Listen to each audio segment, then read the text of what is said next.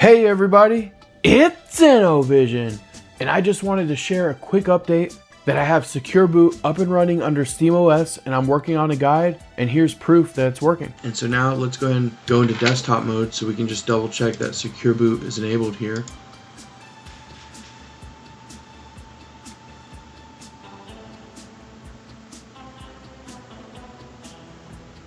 So we'll want to open a console. Let me make the text a little bit bigger.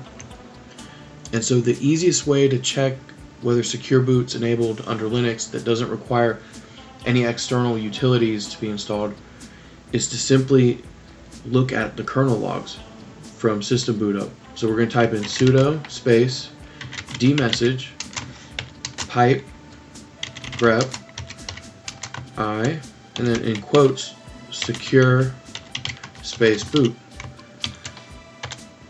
And it's going to ask for a password. Alright, and look at that.